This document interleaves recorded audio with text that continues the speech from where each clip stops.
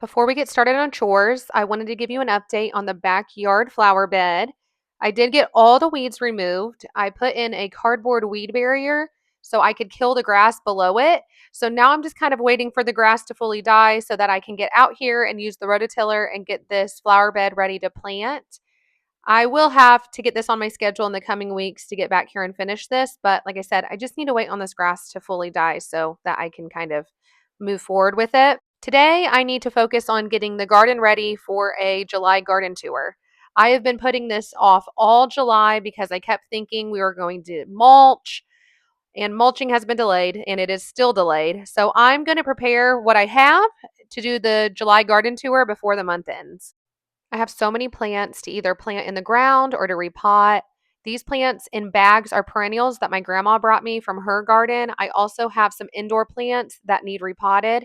I got these phlox on the clearance rack at Lowe's. They look a little like they're not going to survive, but they do have some green at the bottom, so I do have hope that they'll bounce back. I have not had any issues with clearance plants, so I'm excited to get these, especially at half price. This is a darker sweet potato vine I had in my annual containers up by the house. I wasn't feeling it in those containers, so I took it out and replaced it with a lime green sweet potato vine. I'm just going to throw this in a smaller planter for the remainder of the season.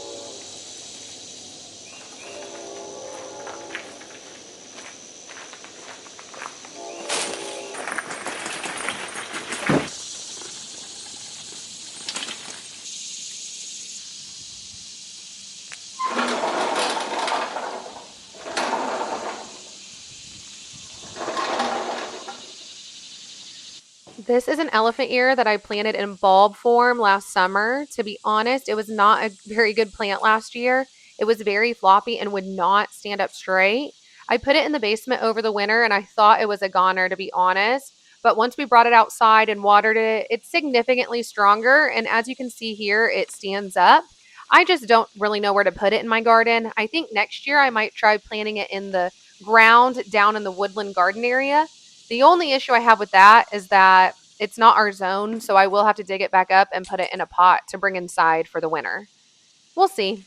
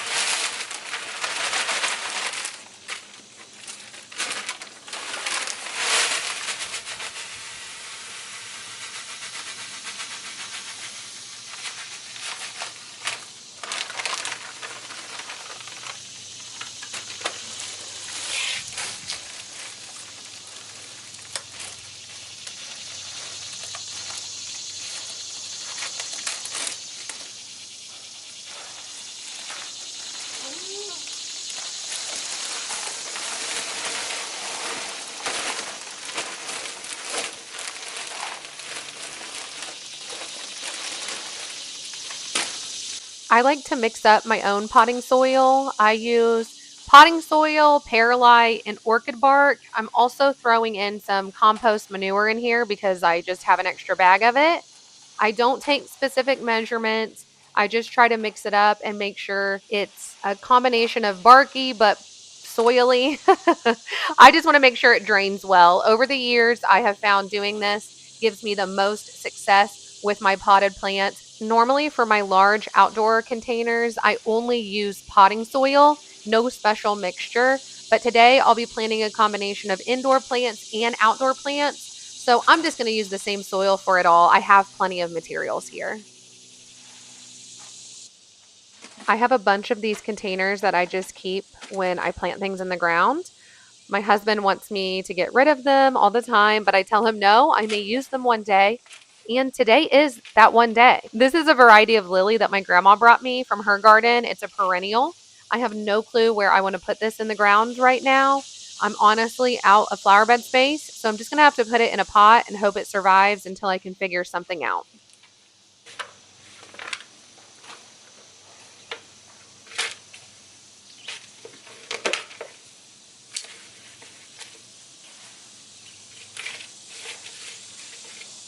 This is another type of lily. I need to do better at keeping track of these plant names. This is another perennial my grandma brought me from her garden.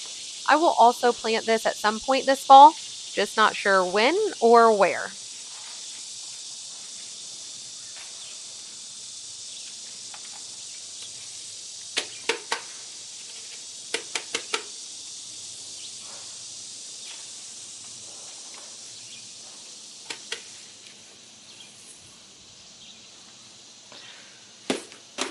Another perennial my grandma brought me. This one, the tag said it likes to trail over rocks. And this is really the only place I have for a plant to do that right now. So I'm going to give it a try here. I'm not sure how well it's going to do this summer because it looks half dead. I'm going to go ahead and cut all the dead leaves off, which is the entire plant, and start over. Will it grow back? Time will tell, but I'll keep you posted. I am really doing a random assortment of chores today. Now I am down in the woodland gardens, deadheading these daisy shastas. These are some of the daisy shastas I grew from seed last year. These daisy shasta do not do well in the woodland gardens because they don't get enough sun.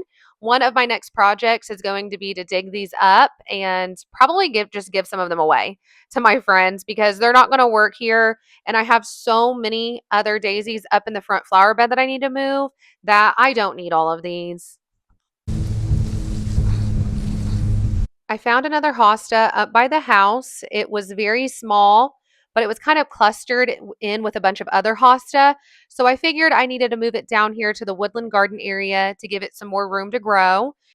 I was curious to see what it would be like to dig into the cardboard that we put beneath this mulch. The cardboard reed barrier that we used in the first woodland garden bed, we put in after we had already put the plants in. So we didn't have to cut into it. And we did that flower bed last year. So this year, the cardboard was very soft and easy to cut into. So I was curious, since we had just done this flower bed, how easy it would be. And I can honestly say it was not as bad as I thought. It was a little mushy and it was pretty soft, but I just had to make sure I got it completely cut out and then threw away the remainder of the trash.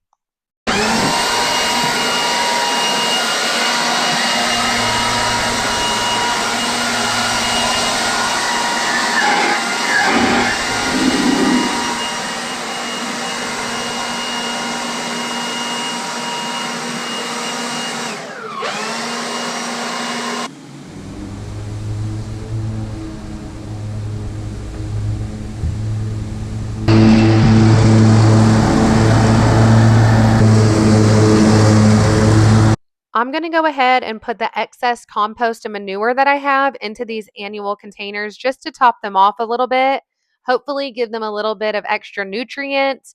I'll be quite honest, these annual containers are not my favorite this year, but I will say that's the thing about DIY gardening and landscaping. There is a lot of trial and error. It's not always going to be perfect, but it can always be a learning experience for the future. It was so hot this morning, I had to take a break. I also needed to go to Lowe's and get another bag of orchid bark for my potting soil mixture so I could plant the remainder of my plants. A big part of me getting ready for this garden tour is getting the porch completely cleaned off.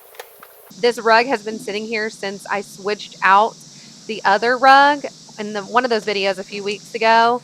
So I need to get it moved to the back porch.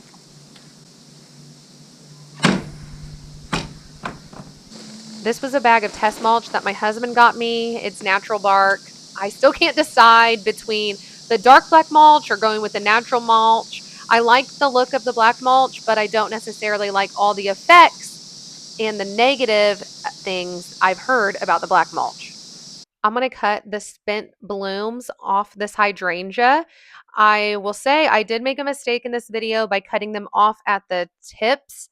I should have cut them off more at the stem so that I could have put them in a flower arrangement. I did kind of catch myself halfway through, but I still wasted a ton. There's always next time. This is a Let's Dance Blue Jangle Microphilia hydrangea. I love this hydrangea. I did put soil acidifier on it, hoping it would turn it more blue. As you can see, it did a little bit because normally the blooms are hot pink, but some of them are more purple toned, and there's a little bit of blue in them, but they're not solid blue, which has to do with my soil.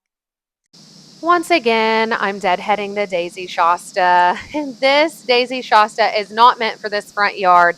I will tell you this, I cannot wait to get it moved out of here. It needs to be in a more area that once the blooms go, they can just survive until I can get over there and completely deadhead the whole plant.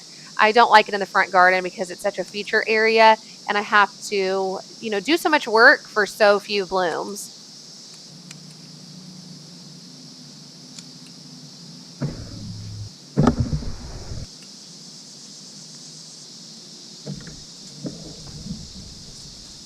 I just keep adding plants to my containers, hoping I will eventually love them. This is a little vine I found on the clearance rack at my local garden center.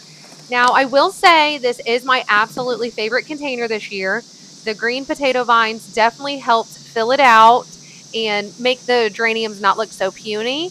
And I am loving it more and more every day. I am going to trim off this vine and hopefully it will grow and flourish for the remainder of the season.